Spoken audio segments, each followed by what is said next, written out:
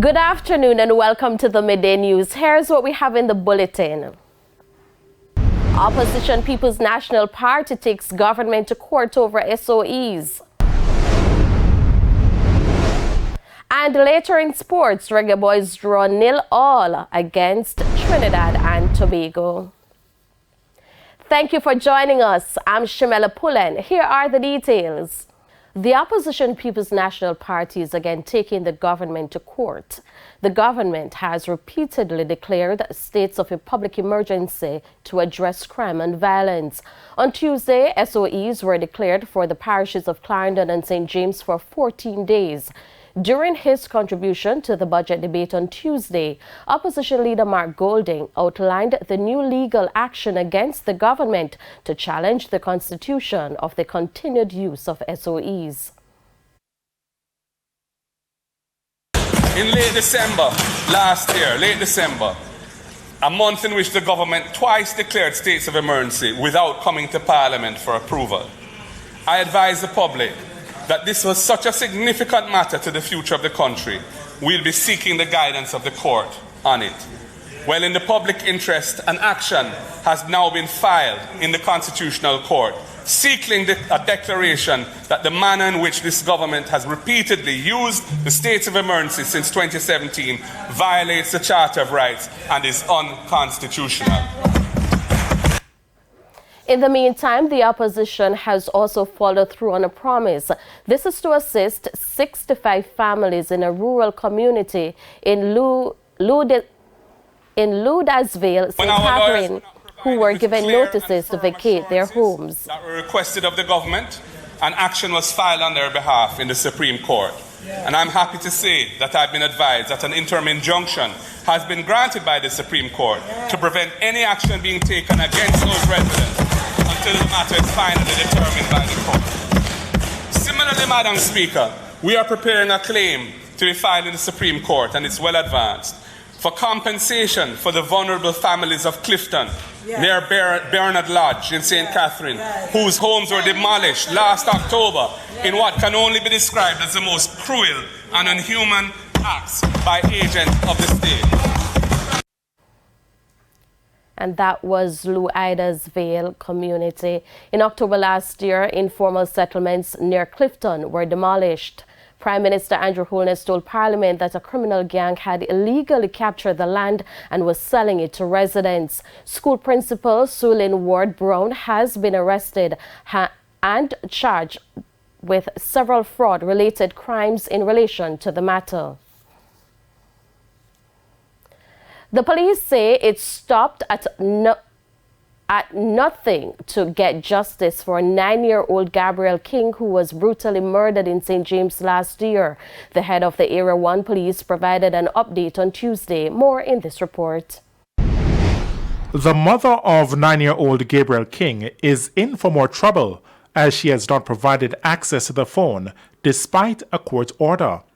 Gabriel was found with his throat slashed in his mother's vehicle, which was reportedly abandoned by thugs in Fairfield Estate, St. James. Assistant Commissioner Clifford Chambers is the head of the Area 1 Police. We are in a position to arrest the mother if and when she's seen for breaching a court order. Our team also looked at the comment by her that there are cases where we could access information from the phone through the telecommunication provider. Legal counsel might well be advised that those are case studies which relate to different circumstances, not so much WhatsApp and those encrypted data. Reports indicated that the boy was traveling in the high-end sports utility vehicle with his mother on the Oak Hill Main Road. The woman reportedly slowed down to navigate a pothole when she was ambushed by gunmen. One of the men reportedly hit the woman in the face, dragged her from the vehicle, and drove off with her son.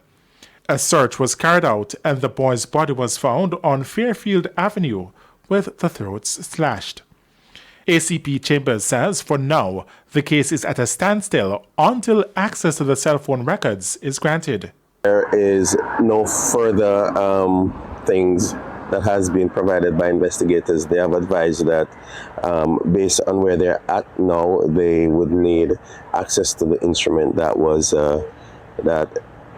taken from his mother. As it is right now, the operations, the investigations has somehow reached a point where I would consider it standstill until we can access. But the legal team is still looking at options. O'Shane Masters, TVJ News.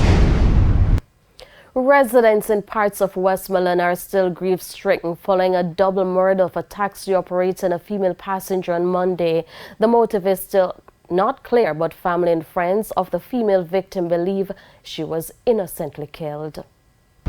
24 hours after 52-year-old farmer Patricia Stewart was gunned down while traveling in a taxi on Robbins River Main Road in Westmoreland, neighbors from her home community of Bog are still in disbelief. She was a jovial person. Partner had one time for people business.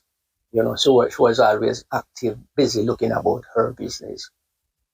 Right. So me never hear anybody really at the era have anything negative to say about her. Like Mr. Poyser, several community members described Patricia as fun to be around, even though they say she was a quiet person. Her brother, Melbourne Reed, says she was a hard worker. She tried to do things to help herself. She's a farmer.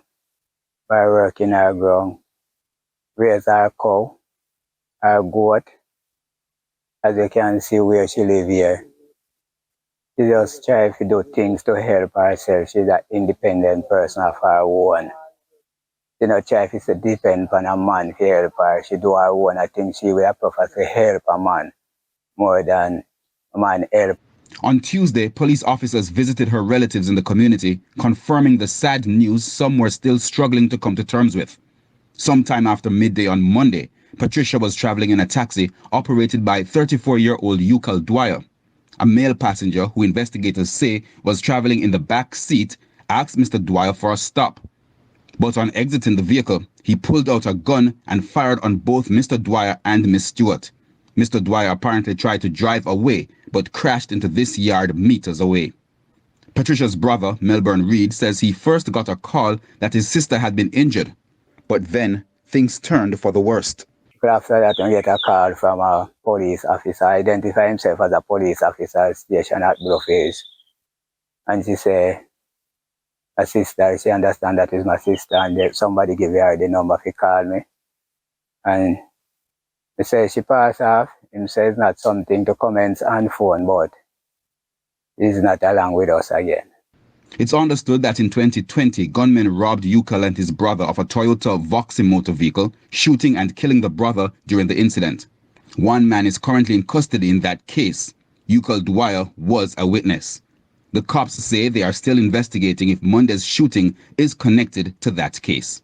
Herman Green, TVJ News. One public health specialist is raising concerns about the low take-up of COVID-19 vaccines across the island. Dr. Alveston Bailey says persons should not be looking at the brands of the vaccines, because they're all still effective. More in this report. The Minister of Health has indicated that the 7-day COVID-19 positivity rate from January 28 to March 3 was about 15%.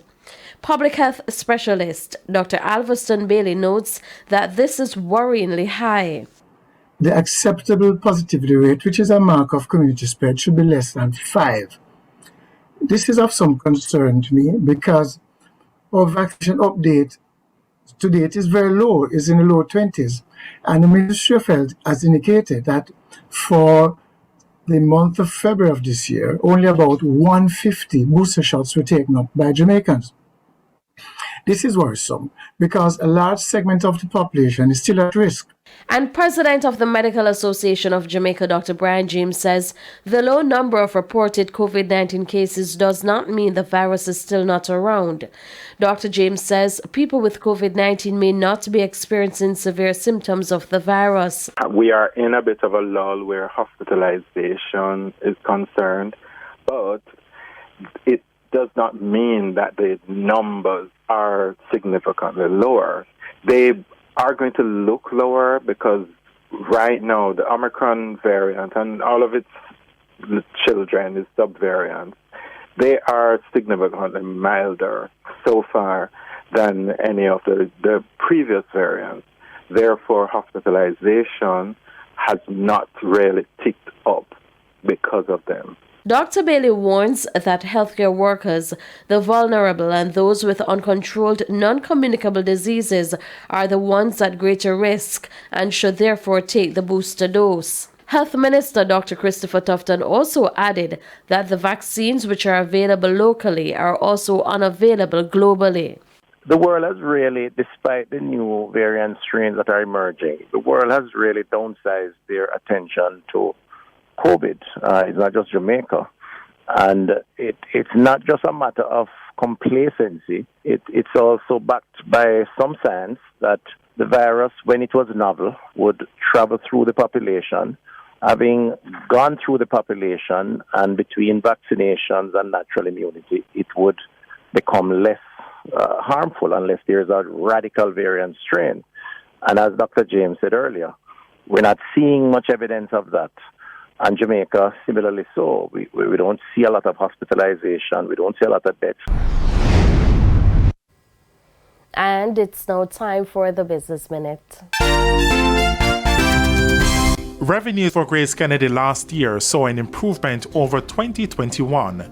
The food conglomerate recorded revenues of $142.9 billion last year, compared to $129.3 billion the prior year. This is 10.5% higher, which translates to $13.6 billion. As for profits, while in the positive, they were less than what was recorded for financial year 2021.